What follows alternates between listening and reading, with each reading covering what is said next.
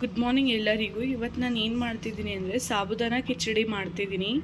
ನೋಡಿ, ಇದನ್ನು ಸಾಬುದಾನನ ನಾನು ನೈಟೇ ಸೋಕ್ ಮಾಡಿ ಇಟ್ಕೊಂಡಿದ್ದೀನಿ. ಇಲ್ಲಿ ಆಲೂಗೆಡ್ಡೆ ಬೇಯಿಸ್ಕೊಳ್ತಾ ಇದ್ದೀನಿ. ಆಮೇಲೆ ಇನ್ನೊಂದೇನು ಮೇಯ್ನ್ ಬೇಕಾಗಿರೋದು ಅಂದರೆ ಕಡಲೆ ಬೀಜವನ್ನು ಹುರ್ಕೊಳ್ಳಿ. ನೋಡಿ, ಇವಾಗ ಒಗ್ಗರಣೆಗೆ ನಾನು ರೆಡಿ ಮಾಡ್ಕೊಂಡಿದ್ದೀನಿ.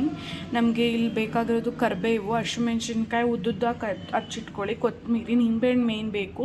ಆಮೇಲೆ ನಮ್ಗೆ ಆವಾಗಲೇ ತೋರಿಸ್ದೆ ಕಡಲೆ ಬೀಜನ ಅದನ್ನು ಹುರಿದು ಆದಮೇಲೆ ಸ್ವಲ್ಪ ತರ್ತರಿಯಾಗಿ ವಿತ್ ಸಿಪ್ಪೆನೇ ಮಾಡ್ಕೊಳ್ಳಿ, ಚೆನ್ನಾಗಿ ರುಚಿ ಬರುತ್ತೆ. ಸಿಪ್ಪೆನ ತೆಗೆಯೋದೇನು ಅವಶ್ಯಕತೆ ಇರಲ್ಲ. ಆಮೇಲೆ ಇದನ್ನು ಜಾಸ್ತಿ ನೋಡಿ ಪುಡಿ ಮಾಡ್ಕೋಬಾರ್ದು, ಸ್ವಲ್ಪ ಅಲ್ಲಲ್ಲೇ ಸಿಗೋ ಥರ ನೀವು ರೆಡಿ ಮಾಡಿಟ್ಕೊಳ್ಳಿ. ಇಷ್ಟೇ ಒಗ್ಗರಣೆಗೆ ಬೇಕಾಗಿರೋದು. ನೆಕ್ಸ್ಟ್ ಸ್ಟೆಪ್ ಇನ್ನು ಆಲೂಗೆಡ್ಡೆ ಬೇಯ್ತಿದೆ, ಅದು ಬೆಂದಾದಮೇಲೆ ನಿಮಗೆ ಯಾವ ಥರ ಮಾಡಬೇಕು ಅಂತ ತೋರಿಸ್ತೀನಿ, ಓಕೆನಾ. ಆಲೂಗೆಡ್ಡೆನ ಬೇಯಿಸಾದ್ಮೇಲೆ ನಾನು ಯಾಕೆ ತುಂಬ ಜಾಸ್ತಿ ಬೇಯಿಸ್ಬೇಡಿ ಅಂತಿದ್ರೆ ಅಂದರೆ ಯಾಕಂದರೆ ಈ ಥರ ಸಣ್ಣ ಸಣ್ಣ ಕ್ಯೂಬ್ಸ್ಗಳಾಗಿ ನೀವು ಕಟ್ ಮಾಡಿ ಇಟ್ಕೋಬೇಕು. ಇವಾಗ ಒಗ್ಗರಣೆಗೆ ಎಲ್ಲ ರೆಡಿ ಆಗಿದೆ. ಲೆಟ್ಸ್ ಒಗ್ಗರಣೆ ಹಾಕೋಣ ಇವಾಗ, ಓಕೆನಾ. ಇಲ್ಲಿ ನೋಡಿ, ಆಯಿಲ್ ಹಾಕ್ಕೊಂಡಿದ್ದೀನಿ. ಆಯಿಲ್ ಸ್ವಲ್ಪ ಜಾಸ್ತಿ ಇರಲಿ, ಯಾಕಂದರೆ ಅದು ಸ್ಟಿಕ್ಕಿ ಇರೋದ್ರಿಂದ ಸ್ವಲ್ಪ ಅಂಟಂಟು ಆಗ್ಬೋದು. ಸೊ ಎಣ್ಣೆ ಸ್ವಲ್ಪ ಜಾಸ್ತಿ ಹಾಕ್ಕೊಳ್ಳಿ. ಇವಾಗ ನೋಡಿ, ಆಲ್ಮೋಸ್ಟ್ ನಿಮಗೆ ಎಣ್ಣೆ ಕಾದಿದೆ. ಇವಾಗ ಕರಿಬೇವು ಹಾಕಿದ್ದೀನಿ. ನೋಡಿ, ಕರಿಬೇವು ಚೆನ್ನಾಗಿ ಸಿಡಿದ ಮೇಲೆ ನೀವೇನು ಮಾಡಿ ಅಂದರೆ ಹಸಿಮೆಣ್ಸಿನ್ಕಾಯಿ ಹಾಕ್ಕೊಳ್ಳಿ. ಹಸಿಮೆಣ್ಸಿನ್ಕಾಯಿ ಹಾಕಾದ್ಮೇಲೆ ಚೆನ್ನಾಗಿ ಫ್ರೈ ಆದಮೇಲೆ ಇವಾಗ ಪೊಟೊಟೊ ಹಾಕ್ಕೊಳ್ಳೋಣ. ಕಟ್ ಮಾಡಿರೋ ಪೊಟೊಟೊ ಹಾಕ್ಕೊಬಿಡೋಣ.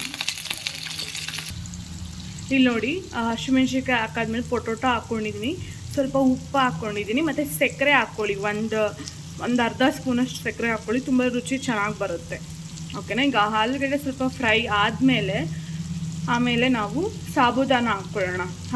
ಕಡಲೆ ಬೀಜನ ಯಾವಾಗಲೂ ಫಸ್ಟ್ ಹಾಕೋಬೇಡಿ, ಯಾಕಂದರೆ ಎಣ್ಣೆ ಅದೆಲ್ಲ ಅಬ್ಸರ್ವ್ ಮಾಡುತ್ತಲ್ಲ, ಅವಾಗ ಸಾಬುದಾನ ಫುಲ್ಲು ಲೈಕ್ ಸ್ಟಿಕ್ಕಿ ಆಗಿಬಿಡುತ್ತೆ ಫುಲ್ಲು. ಸೊ ಅದಕ್ಕೆ ಕಡಲೆ ಬೀಜನ ಲಾಸ್ಟಲ್ಲಿ ಹಾಕ್ಕೋಬೇಕು. ಸೊ ಇವಾಗ ಅದು ಫ್ರೈ ಆಗ್ತಿದೆ, ನೆಕ್ಸ್ಟ್ ಸ್ಟೆಪ್ ಮಾಡ್ಕೊಳ್ಳೋಣ. ನೋಡಿ, ಇವಾಗ ಅದು ಸಾಬುದಾನ ಹಾಕ್ಕೊಂಡಿದ್ದೀನಿ, ಕಡಲೆ ಬೀಜನೂ ಅದ್ರ ಮೇಲೆ ಹಾಕ್ಕೊಂಡಿದ್ದೀನಿ, ಕೊತ್ತಂಬರಿನೂ ಹಾಕ್ಕೊಂಡಿದ್ದೀನಿ. ಯಾಕಂದರೆ ನೀವು ಕಡಲೆ ಬೀಜ ಹಾಕ್ಕೊಂಡ್ಮೇಲೆ ಜೊತೆಲಿ ಹಾಕ್ಕೊಳ್ಳಿಲ್ಲ ಅಂದರೆ ಅದು ಸ್ಟಿಕ್ಕಿ ಆಗಿಬಿಡುತ್ತೆ. ಸೊ ಇವಾಗ ಎಲ್ಲನೂ ಮಿಕ್ಸ್ ಮಾಡೋಣ. ನೋಡಿ, ಇವಾಗ ನೀಟಾಗಿ ಲೆಮನ್ ಎಲ್ಲ ಹಾಕಿ ಮಿಕ್ಸ್ ಮಾಡ್ಕೊಂಡಿದ್ದೀನಿ. ಸೊ ಇವಾಗ ಒಂದು 2 ನಿಮಿಷ ಅದನ್ನು ಸಾಫ್ಟ್ ಆಗೋಕ್ಕೆ ಬಿಡೋಣ. ಇವಾಗ ನೀವು ಸಾಲ್ಟು ಚೆಕ್ ಮಾಡ್ಕೊಳ್ಳಿ, ನಿಮಗೆ ಹುಳಿ ಬೇಕಾದ ಏನು ಬೇಕೋ ಅದ್ರ ತಕ್ಕನಾಗಿ ನೀವು ಮಾಡ್ಕೋಬೋದು. ಇಷ್ಟೇ, ಕಿಚಡಿ ಸಿಂಪಲ್ಲಾಗಿ ರೆಡಿ ಆಗುತ್ತೆ. Thank you.